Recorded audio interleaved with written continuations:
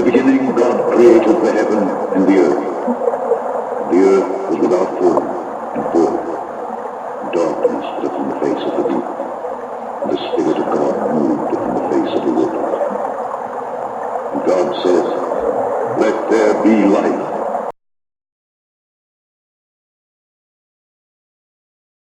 That something was terribly wrong with the world that we live in, but you couldn't figure out just what it was. Then you've come to the right place. Secret societies, mystery religions, and the Illuminati have been controlling our reality since the beginning of time. But not anymore, because there is an awakening happening, and you are about to become a part of it. Wake up. The IRS officially recognizing the Satanic Temple as a church. So now apparently you could be a group who claims to be atheist, who claims not to believe in any God at all, yet they're a church and they're now tax exempt. What I mean, the definition of church, if you just look it up, definition of church, a building used for public Christian worship, or it says a house of God, the Lord's house.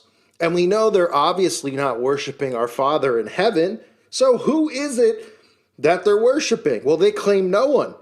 But to be a church, I mean, last time we all, does that mean that, a guy who runs a business, a plumbing business, can suddenly call it a church and it could be tax exempt?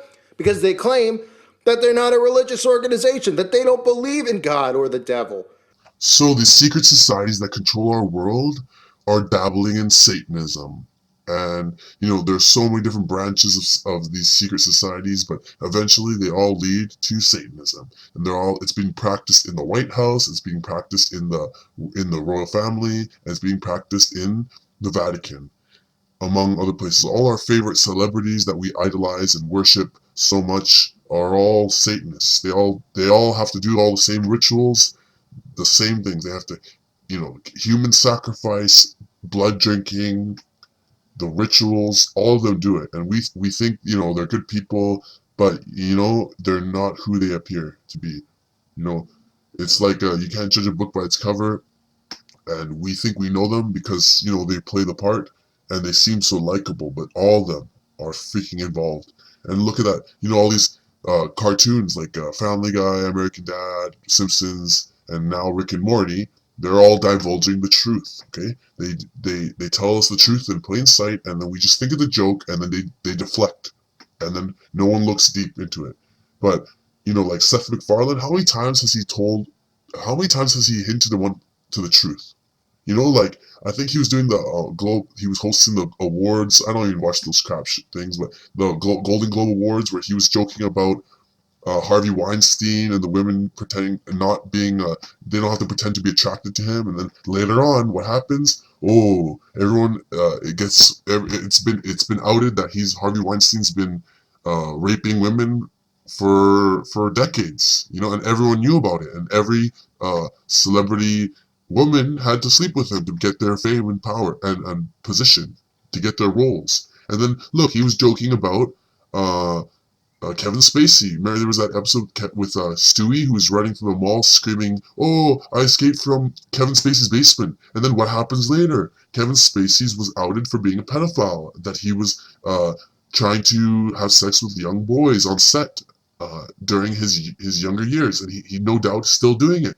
And then, they joke about all these types of things about, like let's go to Rick and Morty now. Rick and Morty, they mentioned about 9/11 being an inside job done by our own government to take away our freedoms, and they say it so quickly, but we can't even notice it until we slow the thing down. And that's in my other video. But I want to show you one episode where Rick is fighting the president of the United States, and he is trying to get a selfie with Morty, with the president, but the president is too arrogant to do this, too stubborn, so they have a big fight. And then as they're fighting, they're using technology to fight each other, and then the president, he gets into some kind of like suit of armor, and then they fly through the ceiling. And right before they're flying, you can see the moon landing set a fake moon landing set in the White House, which I doubt they filmed in the White House. They probably filmed it in Hollywood or Area 51.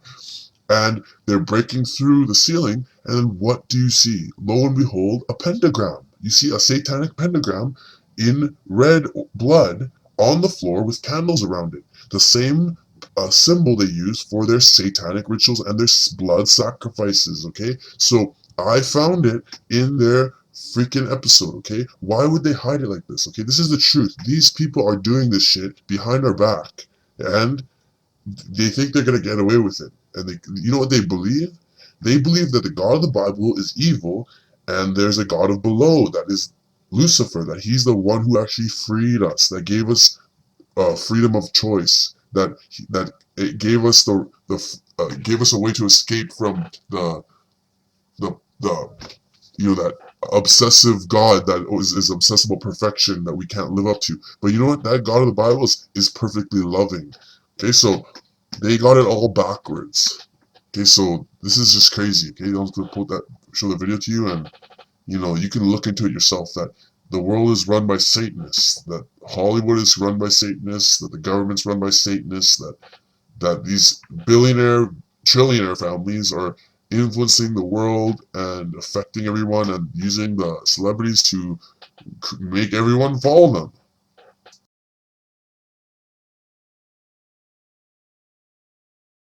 Your traditional dualism and what they're teaching, and they call this the Great Work. Aleister Crowley taught this, and people that influenced him and all kinds of people in the occult have been teaching this for a long time. That essentially, and here's the big kicker, the thing that they won't tell you, they believe that when you finish this great work, and what the great work is combining and merging, synthesizing all opposites into one whole, and they believe that when you complete this great work, that you'll achieve apotheosis, that man will become God. And even that in and of itself is the same dualism that we were just talking about.